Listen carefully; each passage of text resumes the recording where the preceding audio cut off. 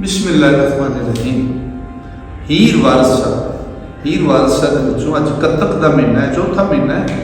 तो हीर वारसा ਦੇ ਵਿੱਚ ਕੱਤੇ ਦੇ ਮਹੀਨੇ 'ਚ ਹੀਰ ਦੇ ਕੀ ਮੁਸੀਬਤਾਂ ਪਈਆਂ, ਹੀਰ ਨੇ ਉਹਨੂੰ ਕਿਵੇਂ ਗੁਜ਼ਾਰਿਆ ਕੱਤੇ ਦੇ ਮਹੀਨੇ ਨੂੰ। तो हजूर बादशाह फरमाते हैं कतक का महीना चढ़िया तो अज मैं थोड़े नजर कर रहा चौथा महीना।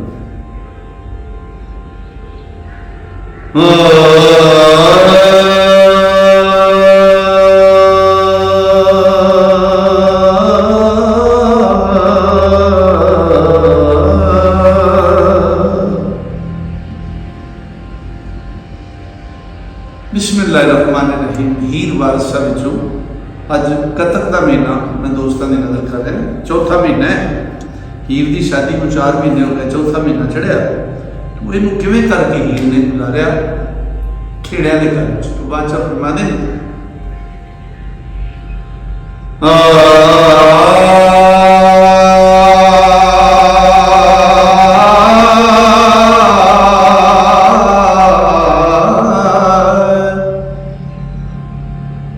कतक मादा कतक हुण जोर चढ़िया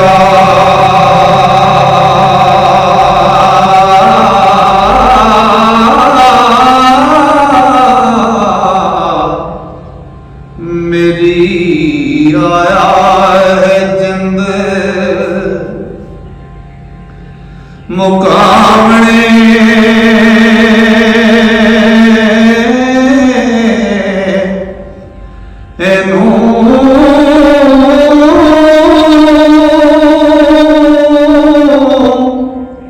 कईया रिज़्क मुहारा छिक लिया हो ते कड़ियां पेकियां बुलावणे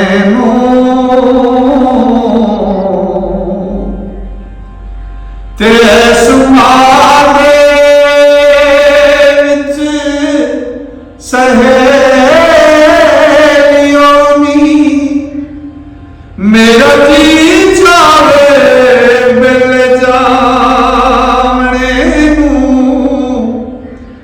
नी पेके होण देते बिल वजदियां सा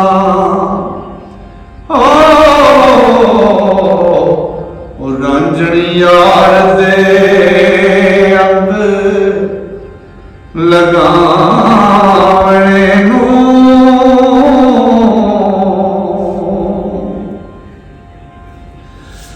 रब जग सियार तो ओ कद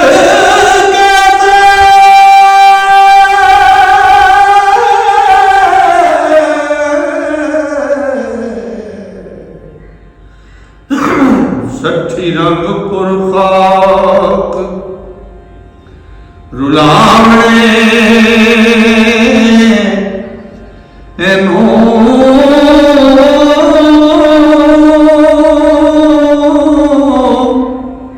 सब संग सहेलियां दूर रहियां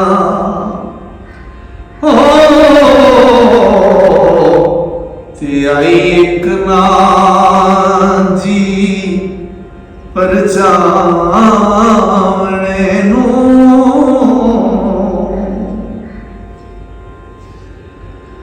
दर्द खार ने बाज कौन होवे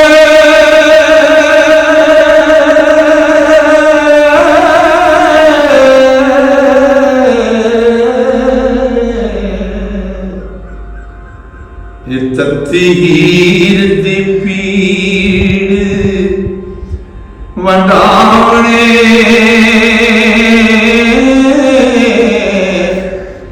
एनू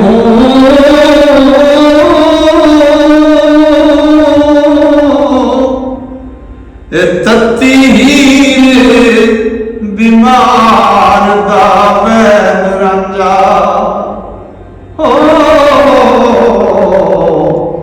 ਉਹ ਕਦੋਂ ਆਵਸੀ ਰੋਗ ਗਵਾਣੇ ਨੂੰ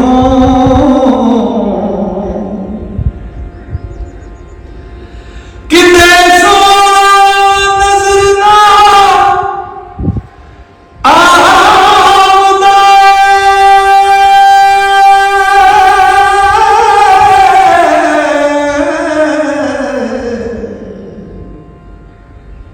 ਤੇ ਦਿਲ ਚਾਹੁੰਦਾ ਨਹੀਂ ਕਿਸੇ ਚਾਮੜੇ ਇਹਨੂੰ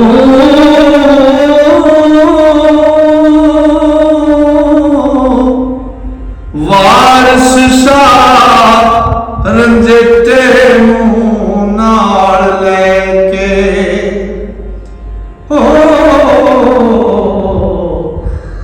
ਜਾਂਦੀ ਸਾਂਚਨਾ ਤੇ ਨਾ